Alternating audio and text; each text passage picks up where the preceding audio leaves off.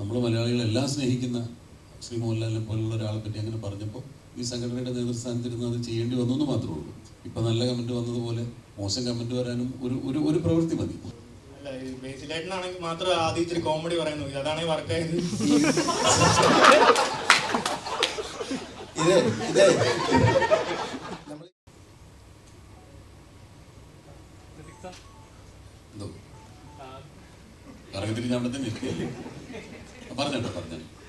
കഴിഞ്ഞ ദിവസത്തെ നടന്ന പ്രസ് മീറ്റിലൊക്കെ പറയുന്നത്, അപ്പോൾ സോഷ്യൽ മീഡിയയിൽ വന്ന കമന്റ്സുകൾ ശ്രദ്ധിച്ചോന്ന് എനിക്കറിയത്തില്ല. അമ്മയുടെ സ്ഥാനത്ത് ഒരു കാർണവർ വന്നപ്പോഴേക്കും കാര്യങ്ങളൊക്കെ നടപടിയായി തുടങ്ങി എന്നൊരു പറഞ്ഞായിരുന്നു. അപ്പോൾ അങ്ങനത്തെ കമന്റ്സുകളൊക്കെ ശ്രദ്ധിക്കാറുണ്ടല്ലോ. ഒരു കാര്യങ്ങളൊക്കെ ആളുകൾക്ക് എന്തെങ്കിലും കോ ആക്ടറിന് എന്തെങ്കിലും സംഭവിച്ചാലും റിയാക്ട് ചെയ്യാനായിട്ടും അല്ലെങ്കിൽ ചോദിക്കാൻ ആളുണ്ട് എന്ന ലെവലിലുള്ള ഒരു കാർണവരുണ്ട് എന്ന ലെവലിലൊക്കെ കമന്റുകൾ വന്നായിരുന്നു. ശ്രദ്ധിച്ചായിരുന്നു?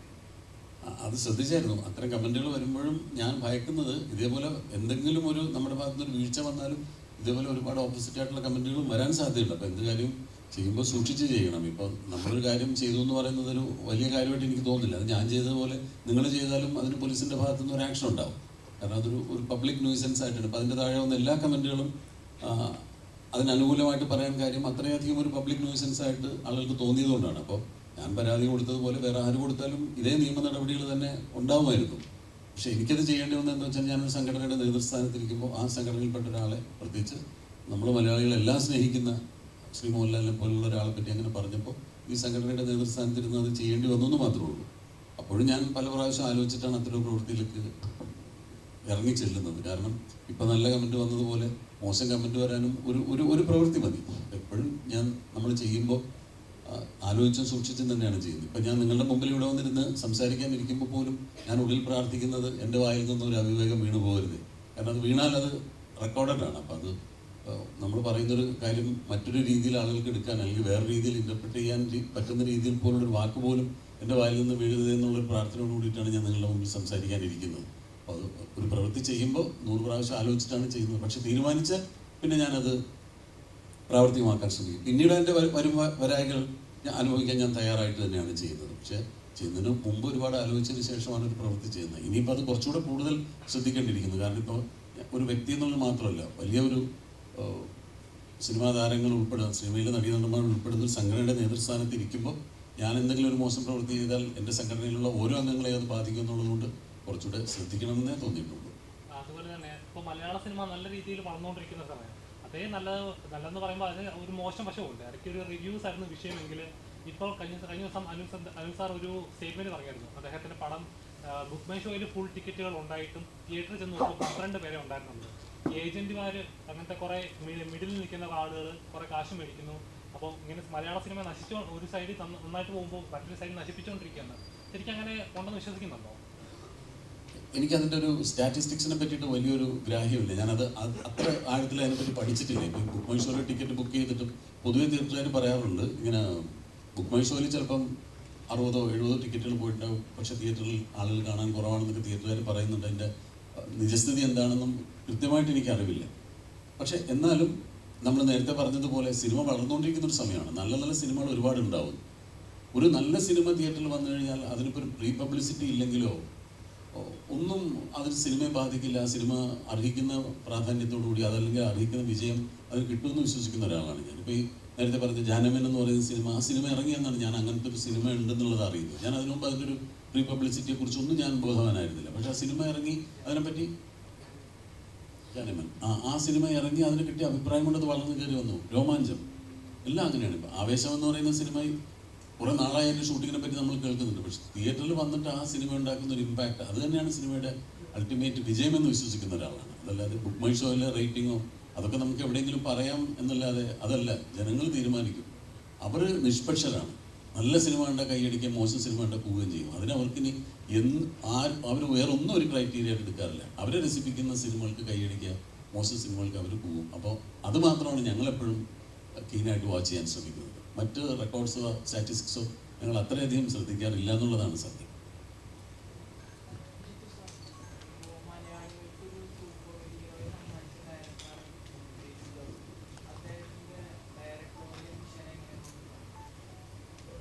ഞാനെങ്ങനെയാണ് നോക്കിക്കാണുന്നത് അല്ല, വളരെ എന്താ പറയുക, ഈ പുതിയ രീതികൾ അവലംബിക്കാനും പുതിയ പരീക്ഷണങ്ങൾ നടത്താനും ചങ്കൂറ്റമുള്ള ഒരു സംവിധായകനാണ്. കാരണം ഇപ്പം പുള്ളി ഒരു പ്രൊജക്റ്റിലേക്ക് പോകുന്നതും അത്യാവശ്യം വളരെ ചില്ലറക്കളിയല്ല അത്. അപ്പം അങ്ങനത്തെ അടുത്ത ലെവലിലേക്കുള്ള ഹയർ എന്താ പറയുക ഒരു ഇതിലുള്ള സിനിമകൾ ഞാനൊക്കെയാണെങ്കിൽ ഒന്ന് മടിക്കും.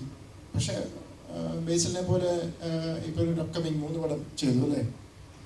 അപ്പോൾ ആ 3 പടത്തിലും വ്യത്യസ്തമായ പടങ്ങൾ, അത് ഓരോന്നും സ്റ്റെപ്പ് ബൈ സ്റ്റെപ്പ് അത് വളർന്ന് വരികയാണ്. അപ്പോൾ അത് പ്രത്യേകിച്ച് മിന്നൽ മുരളി പോലെയുള്ള പടങ്ങളൊക്കെ അങ്ങനെ കൺസീവ് ചെയ്ത് ചെയ്യാന്ന് പറഞ്ഞാൽ അതൊരു വലിയ കാര്യമാണ്. അത് ഭയങ്കര ഒരു വിഷണറി ആയിട്ടുള്ള ഒരു ടെക്നീഷ്യനാണ്.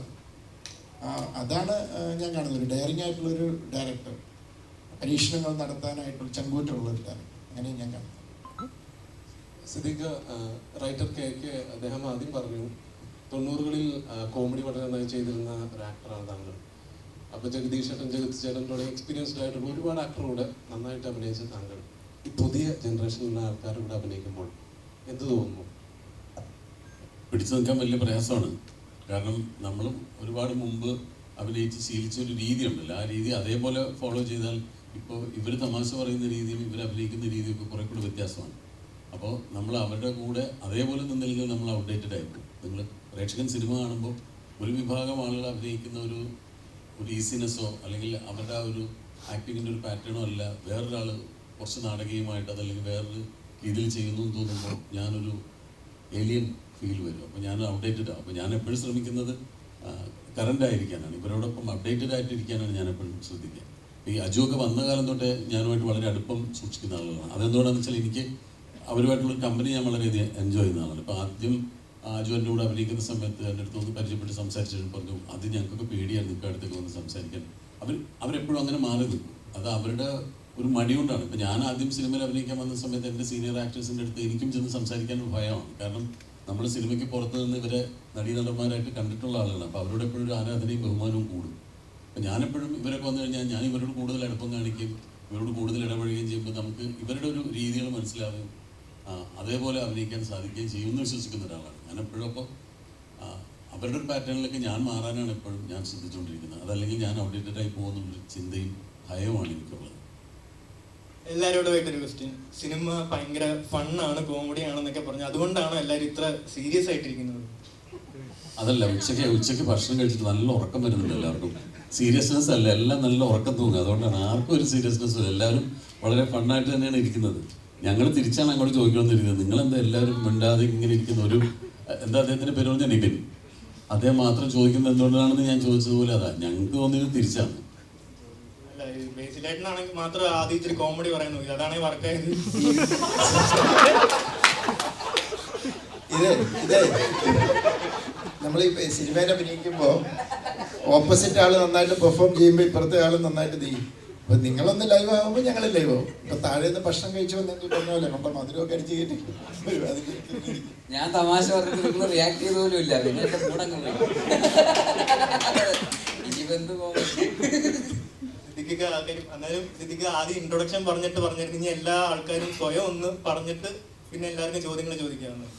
ബേസിലേട്ടൻ ഇങ്ങനെ പറഞ്ഞു തുടങ്ങിയപ്പോ ഇവിടെ എല്ലാരും ഒന്ന് പറഞ്ഞു തുടങ്ങി ഇതെന്ത് ഇനി സിനിമയുടെ കഥ മുഴുവൻ പറയുമെന്ന്. ആ തരത്തിൽ പുള്ളി വേറെ രീതിയിൽ സംസാരിച്ചു. ഇനി ഒരു മറുപടി പറയാം. സിനിമയുടെ പേരെന്നാ? നുണക്കുഴി.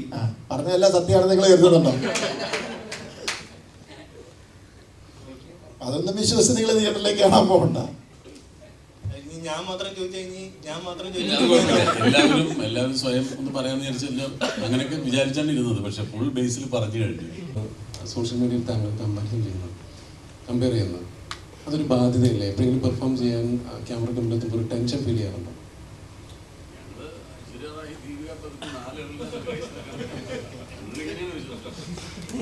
പെർഫോമൻസ് എനിക്കതിൽ കൂടുതലൊന്നും പറയാനില്ല.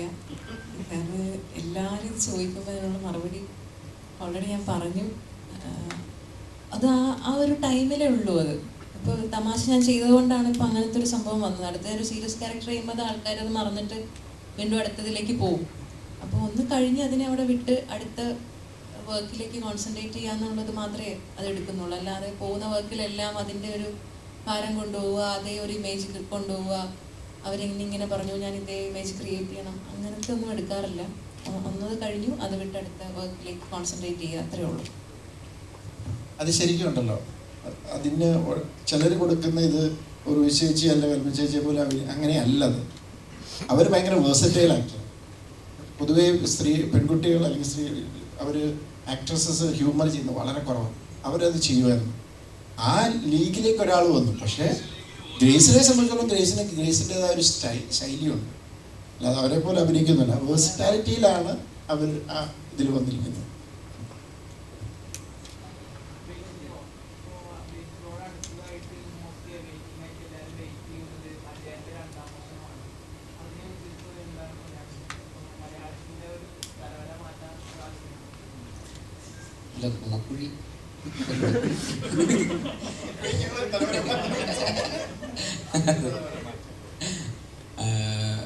അജയൻ്റെ രണ്ടാം മോഷണം ഭയങ്കര എക്സൈറ്റഡ് ആയിട്ട് ഞാനും നോക്കി കാണുന്ന ഒരു സിനിമയാണത്. ഈ പറയുന്ന ഓണത്തിനാണ് റിലീസ്. എൻ്റെ കൂടെ മുമ്പ് വർക്ക് ചെയ്തിരുന്ന ജിതിൻ ലാലാണ് അതിൻ്റെ ഡയറക്ടർ. കുഞ്ഞിരാമായണത്തിലും ഗോതയിലൊക്കെ അസിസ്റ്റൻറ്റ് ഡയറക്ടറായിരുന്നു. അപ്പോൾ അതിൻ്റെ ഒരു എക്സ്ട്രാ സന്തോഷം കൂടെ ഉണ്ട്. അതുകൂടാതെ ടൊവിനോ ലീഡ് റോൾ അഭിനയിക്കുന്ന സിനിമ എന്നുള്ളൊരു അത് കൂടുതൽ സന്തോഷം കൊടുക്കുന്നുണ്ട്. പിന്നെ ഔട്ട് ആൻഡ് ഔട്ട് ടൊവിനോ സിനിമയാണത്. അവൻ 3 റോളുകൾ ചെയ്യുന്നുണ്ട് ആ സിനിമയിൽ 3 കാലഘട്ടങ്ങളിലൊക്കെ ആയിട്ട്. അപ്പോൾ അതിൻ്റേതായിട്ടുള്ള ത്രൂ ഔട്ട് ടൊവിനോ സിനിമയാണ്. ജിതിൻ കുറേ കഷ്ടപ്പെട്ടിട്ട് 7-8 വർഷമായിട്ട് ആ സിനിമയുടെ പിന്നാലെയാണ്. അത്രയും സ്കെയിലിൽ ആദ്യത്തെ സിനിമ ചെയ്യാന്ന് പറയുന്നത് അത്ര എളുപ്പമുള്ള കാര്യമല്ല. ഇത്രയും ബജറ്റൊക്കെ വെച്ചിട്ട് ഇത്രയും ടെക്നീഷ്യൻസിനെ കൺവിൻസ് ചെയ്യണം, പ്രൊഡ്യൂസേഴ്സിനെ കൺവിൻസ് ചെയ്യണം, ആക്ടേഴ്സിനെ കൺവിൻസ് ചെയ്യണം. ഇതെല്ലാം ഒരു 8 വർഷത്തെ ജേണിയാണ് അതിൻ്റെ സ്റ്റാർട്ടിങ് മുതൽ അവസാനം വരെ. എപ്പോഴാണ് ഞാൻ ഷൂട്ട് ചെയ്തത് എനിക്ക് ഓർമ്മയുണ്ട് 2 വർഷം മുമ്പ് കണ്ടാണ് ഷൂട്ട് ചെയ്തതൊക്കെ. അപ്പോൾ അത് കഴിഞ്ഞ് ഇത്രയും സമയം എടുത്തു. അത് പോസ്റ്റ് പ്രൊഡക്ഷനും ഒക്കെ കഴിഞ്ഞിപ്പോൾ ഓണത്തിന് വരുന്നു. ഫൈനലി അത് തിയേറ്ററിലേക്ക് എത്തുന്നു, ആൾക്കാരുടെ മുമ്പിലേക്ക് എത്തുന്നു എന്നുള്ളത് ഭയങ്കര സന്തോഷം നൽകുന്നുണ്ട്, ഭയങ്കര എക്സൈറ്റ്മെൻ്റ് ഉണ്ട്. ആ സിനിമ ഈ പറയുന്ന പോലെ അതിൻ്റെ VFXും അതിൻ്റെ സ്കെയിലും ആക്ഷനും ഒക്കെ ആയിട്ട് അതിനൊരു വലിപ്പമുണ്ട്. അത് തലവര മാറ്റുമോ എന്നുള്ള കാര്യം നമുക്ക് സിനിമ ഇറങ്ങി കഴിയുമ്പോഴേ അറിയുള്ളൂ. പക്ഷെ അവർ അതിൻ്റേതായിട്ടുള്ള ഹോംവർക്ക് ചെയ്ത് അതിനനുസരിച്ചുള്ള ഒരു എഫേർട്ട് അവരിട്ടിട്ടുണ്ട്. അപ്പോൾ ആ എഫേർട്ട് സത്യസന്ധമാണെങ്കിൽ അതിനനുസരിച്ചിട്ടുള്ള റിസൾട്ട് അവർക്ക് കിട്ടും എന്ന് തന്നെയാണ് നമ്മൾ വിശ്വസിക്കുന്നത്. രാജുവേട്ടനാണ് കഴിഞ്ഞ ഇൻട്രൊഡ്യൂസ് ചെയ്തത് ഫാമിലി സ്റ്റാർ എന്ന് പറഞ്ഞിട്ട്. അപ്പോൾ ഈ നുണക്കുഴി ഇറങ്ങിയതിന് ശേഷം ഫാമിലി സ്റ്റാർ എന്നുള്ള ഒരു പദവി നിലനിൽക്കുകയോ അല്ലെങ്കിൽ അതിനൊരു മാറ്റം സംഭവിക്കുമോ?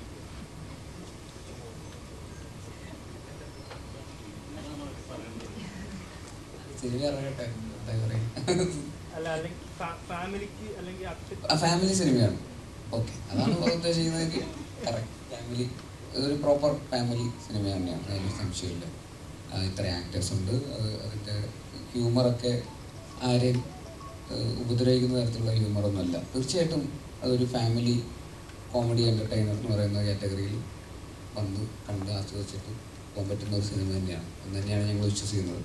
100%. അതിലൊരു സംശയം.